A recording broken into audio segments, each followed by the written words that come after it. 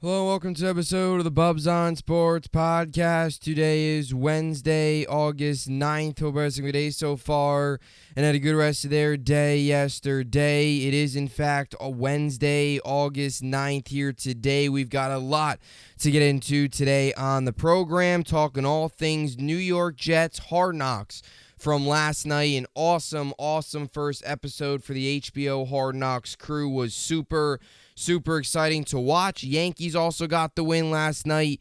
Mets take a tough loss. Mike Tauchman, former Yankee, now Cub. He's actually had a pretty good year for the Cubs. He comes up big late with a go-ahead home run to lift the Cubs to a 3-2 victory. Another blown lead for the New York Mets. 8th inning damage this time as the Mets lose another game. Yankees, however, get the win. Give him some credit. They won the game. Clark Schmidt again pitched well.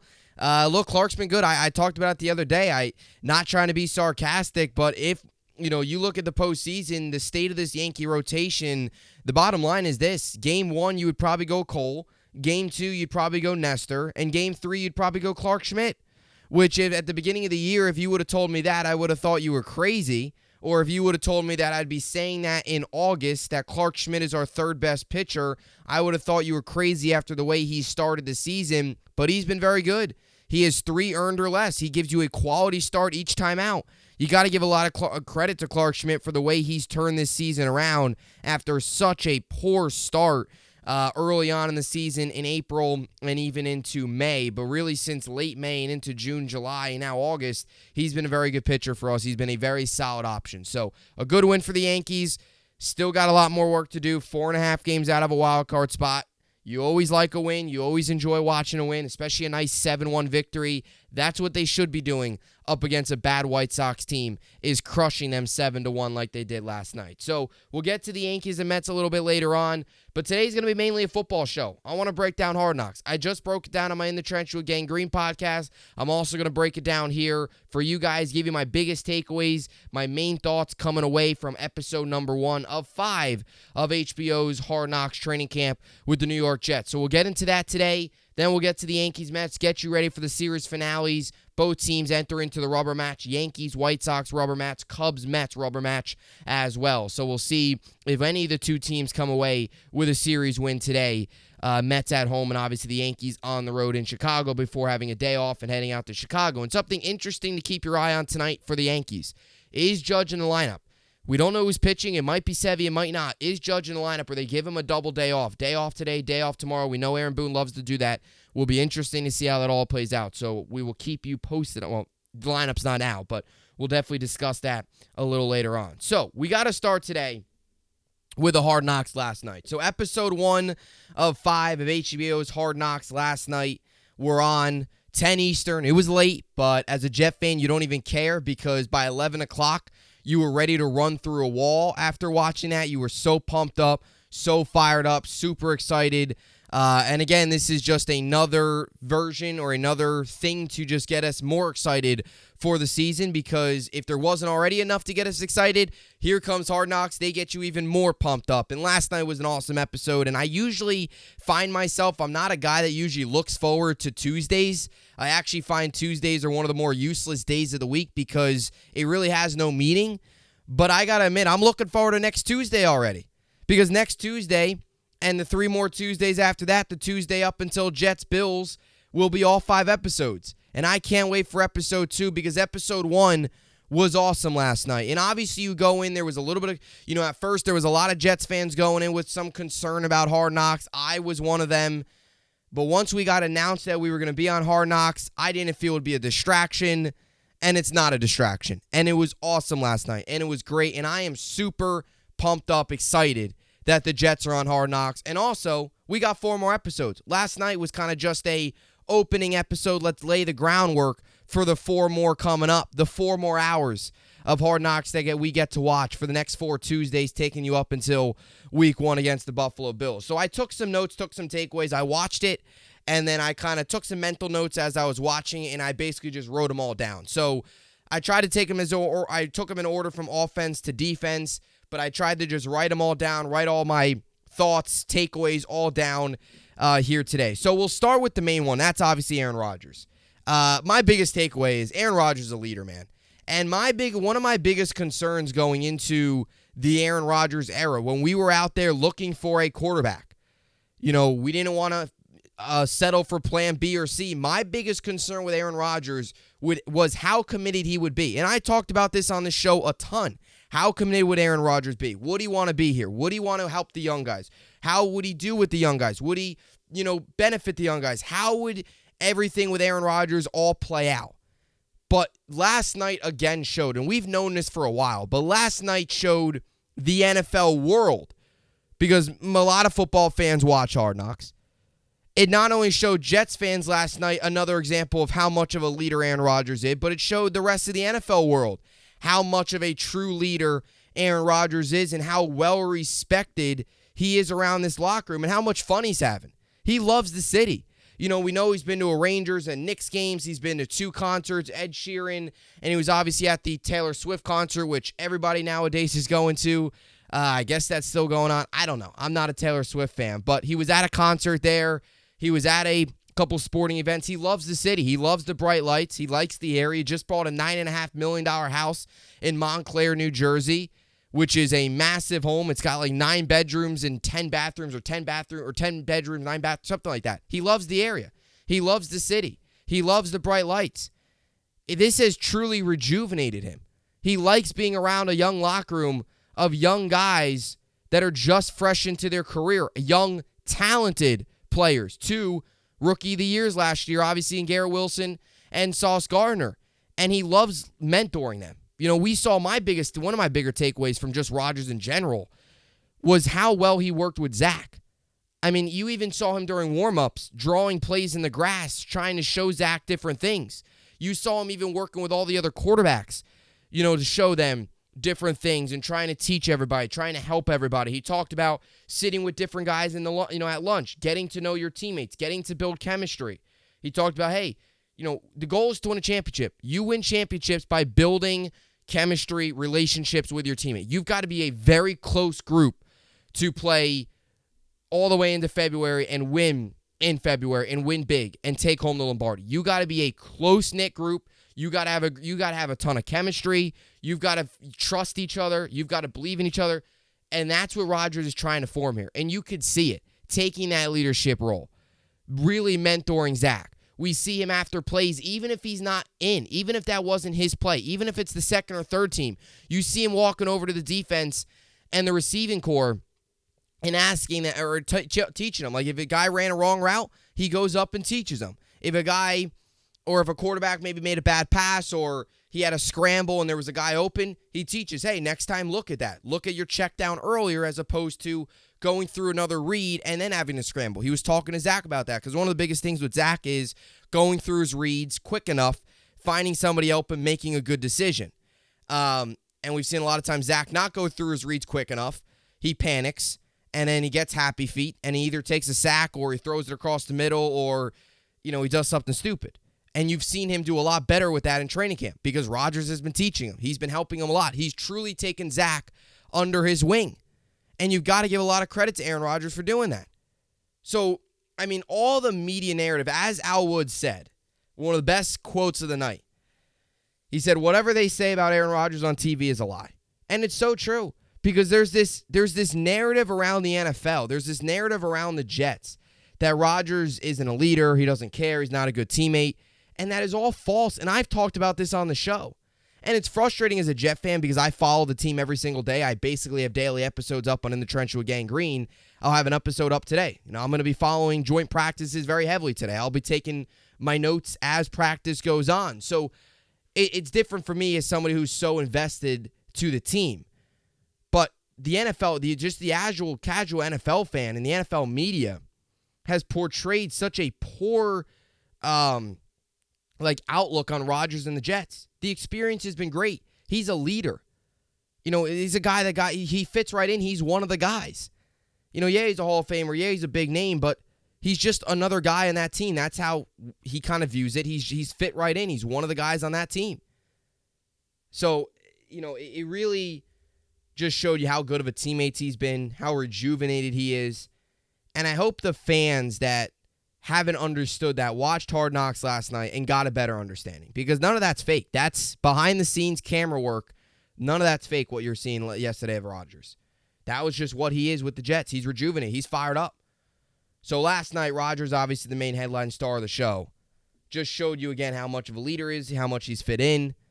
It was great to see that from Aaron Rodgers, and we've known that for a while now.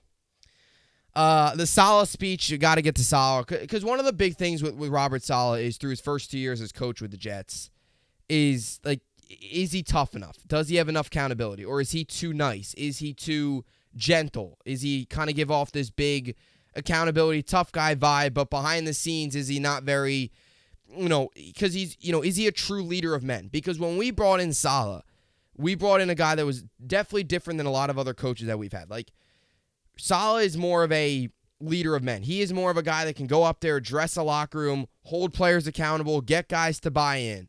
And Connor Hughes of the of SNY does a great job. He tweeted out this morning.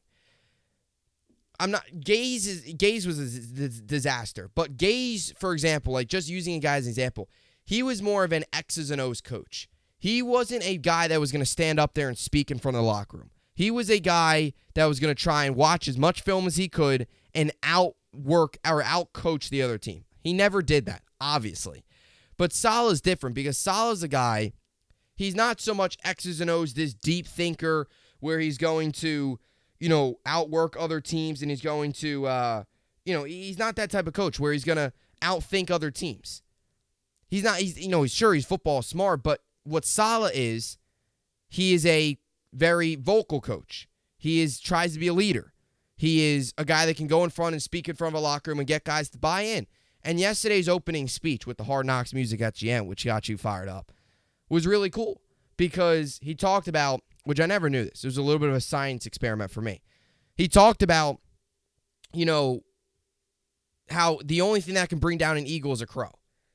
And that's the only thing, which I never knew that, by the way. I'm not a bird or whatever you want to call it. I'm not that type of guy. But I guess that's what Saleh found out. So, but the whole point of it is eagles, they end up soaring higher. Crows get to a level of oxygen where they can't. They end up falling and die. And from a Jets perspective, they've had all these different quotes, these different saying about all the haters. If you ain't got no haters, you ain't popping, which is very true. But talking about there's going to be a lot of crows. There's going to be a lot of people pecking at our neck. There's going to be a lot of people taking shots at us. We have to soar higher. We have to focus on what's at hand. We have to work a little extra every single day to get to where we want to be. And that's something I think I've really liked about the Jets, and I really liked about that speech, is this team's embracing the hate. Like, they've embraced it. You've already got Sean Payton. You've got a ton of the NFL media. This team's embracing the expectation. This team's embracing the hate, and they're focusing on the task, and they're dialed in on the task. And I think Saleh's speech resonated well with the locker room in terms of, like, understanding, hey, there's going to be a lot of hate. We've got to soar higher. What are you going to do after practice? Now what? All those things about putting in the extra work, putting in the extra hours, putting in the extra seconds. Every little extra piece of work that goes into it is going to pay off. And he finished it off with, this isn't the same old Jets. And that's so true. A lot of people still have this belief that it's the same old Jets, but it's not. First of all, the talent level, it's not. But he talked about, hey, for years now, teams have looked at the New York Jets on their schedule and chalked it up as an easy win. And as a Jet fan, do you blame them? No, because the Jets have been a train wreck for 12 years. We know that. But this isn't the same old Jets. We have a quarterback. We have one of the most talented rosters in the NFL. That's not me drinking the Jets potion or whatever you want to call it. That's just the truth. Look at the talent on this roster. We have a 12-sack defensive tackle. We have 2 Rookie of the Years. We have a Hall of Fame quarterback. I mean, when you look at this Jet, we have the best secondary in football. I mean, just look at the numbers. This roster is loaded with talent. This isn't the same old Jets. This is going to be a team that teams are worried about going into MetLife and playing. Because MetLife, number one, is going to be packed this year. It's not going to be half full because nobody's going to want to go to the games because the team stinks. That's not going to be the case this year. And I still think there's this same old Jets mantra around the NFL, which, again, this goes back to the whole people poking at your neck. There's going to be haters. I'd rather the hate personally because I'm not a huge fan of.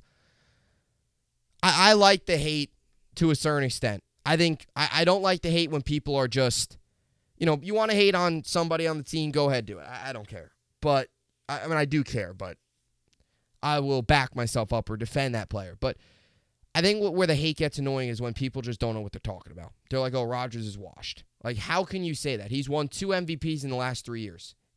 Explain to me how he's washed. Please, explain. And you can't tell me last year because he was playing with a broken thumb on his throwing hand. You go out there and try to play with broken bones in your hand, and you go out there and try to put together a good season. And even Rodgers is last year with a broken thumb. Even he put up better numbers than all the Jets quarterbacks combined last year. And he's got a better receiving core now. He's got a guy in Garrett Wilson who went for 1,100 yards and was Rookie of the Year last year. I mean, some of these people just don't know what they're talking about. That's really what it comes down to. So I thought that speech was really cool. Just some other things, too. Players have really rallied around Nathaniel Hackett. He's a very funny guy. I was obviously at training camp, the third open practice, and I remember seeing him. He stood out to me as a guy that brought a lot of energy. He'd run around. Guy would make a good play. He'd run all the way downfield, hype them all up, get them all fired up. But especially since the Sean Payton comments, which I think it's funny how the Jets have taken those because Hard Knocks did a good job. They didn't spend a ton of time on the Sean Payton comments. They do like a pre-practice pylon game, and you're allowed to say something funny to try and distract the other person from hitting the pylon. And I believe it was Rodgers or somebody said Sean Payton. And that was definitely funny as a fan watching, and obviously for Hackett. I think the Jets have used the whole Sean Payton situation as motivation, and they've also used it kind of as an inside joke. I think they've kind of embraced it. The hate, I think this team's really embraced the hate, and that's almost like the whole crows pecking at our neck. This team's embraced it. This team's embraced the expectations. They've embraced the hate. They like the hate. But you could tell they've really rallied around Hackett. Even after, especially after the Sean Payton comments, Rodgers was not happy. They showed the Peter Schrager interview, about keeping my coaches' names out of your mouth, all that stuff. And, definitely gives you more of a point to circle week 5 on your calendar. Jets, Broncos in Denver, Mile High, which will be super exciting. So, Hackett's he's a funny guy. He's very funny. It's too, Rodgers, him have, go back and forth. They, jokingly argue sometimes. It's funny to see the dynamic there from two guys that have worked together for so long. But, even then, like we talk about the whole team stuff. Rodgers and Hackett do everything as a team. You even go back to the days in the Packers. Balaga, I think his name was, Brian Balaga, who was the offensive lineman for Green Bay while Rodgers was there. Hackett was a big red zone guy. He called the plays in the red zone. And he mentioned, hey, Balaga's not coming. Like, he's not coming down to celebrate as a team. And Hackett instilled the celebrations. Obviously, they did the Lambeau leap, but he said, hey, let's celebrate as a team. Do everything as a team. And Rodgers and Hackett have really brought that mindset to the Jets because you could see it already paying off. You could see it with the way Rodgers goes about himself. They incorporate the whole team. Be a team. In order to win, you've got to be super close in that group. And the Jets right now definitely have that. Liv Schreiber was there. Liv Schreiber, the voice of God, as they call him. The voice of Hard Knocks was there. That was cool seeing him come in on a helicopter. You've seen the Garrett Wilson, Sauce Gardner stuff. That's awesome. That's making the offense better. It's making the defense better. It's making Garrett Wilson better, and it's definitely making Sauce Gardner better. And it's cool to see some of the clips because you've seen Garrett Wilson win some battles, and then you see Sauce win some battles. It's truly iron sharpens iron. I know some people don't like that quote, but it is. It's iron sharpens iron. It's super cool. 2 Rookie of the Years just making each other better. So when they go into a game, it's really the best of the best. I mean, they're 2 of the better players at their position. Sauce, you can make the argument he's the best corner in football. Garrett Wilson, after this year, I think there's a good chance he's a top 5 receiver in football. So, yeah, I mean, that was definitely cool to see. Continue to see those clips and continue to see those dynamic. And it's funny because Garrett Wilson's very intense. He's very intense. He's a super cool guy off the field, but when he's on the field, he's very intense in terms of, like, when they were doing push-ups, because the losing side of the ball, every practice has to do push-ups.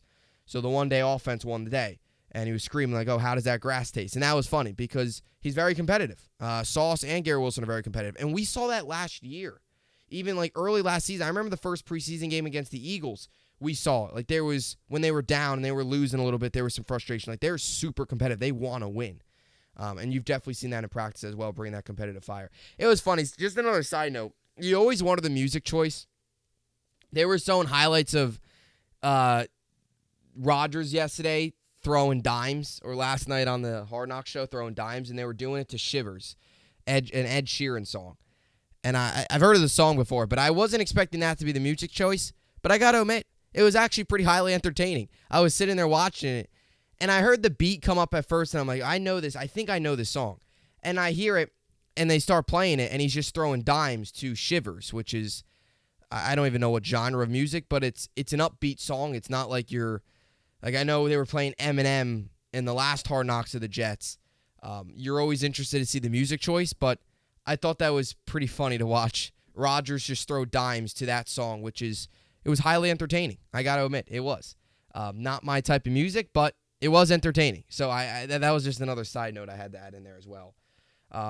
Also, it's cool to see, Rodgers and Sauce talk at the Hall of Fame. Sauce also got his, finished college, so he got his graduated and all that stuff. So that was cool to see. It's cool to see a Jets fan go with Sauce and say, "Oh, I'm a huge Jets fan," and then some of the other guys talking about how good he was last year. So that was cool. It was cool to see him at the Hall of Fame. Revis told Rodgers, "Hey, go win it," and then you saw Sauce and Revis, and it was the official passing of the torch. Revis now, all Hall of Fame, now passing the torch to Sauce, who hopefully is on his way to a legendary NFL career like Revis. And it was funny because they were sitting there in a line. The teams were in a line as the Hall of Famers walked up. And it was funny because Sauce was talking to Rodgers. And Sauce was like, I want to be here someday. And Rodgers was like, yeah, you will. And Sauce was like, I want to play 40 years in the NFL. And it was funny. I'm sitting there like 40 years in the NFL. But he meant to say he wanted to play until he's 40 because Rodgers is up there now too. So that was funny. It was definitely a funny quote there from Sauce. But it was cool to see them talking to each other. They've really created a bond with the whole necklace. Really super cool. Zach Wilson, that he was another big story, and I wanted to see what Zach could do, with this team. But Zach's been great. Like he's been great. It takes a lot. He's 24 years old, and he was thrust into the biggest market. And I liked how Hard Knocks went back to the 2021 draft and showed him get taken overall, Goodell making the announcement, all that stuff on draft night. And I think it was the voice of Rich Eisen who said, is this the guy, the savior? He was coming and asked to be the next guy, to be the savior for the New York Jets. And the 2 years were tumultuous. And it takes a lot for a 24-year-old to realize, what, I got to take a step back. I got to sit behind somebody. I got to learn. And he talked about he's playing with a lot more joy.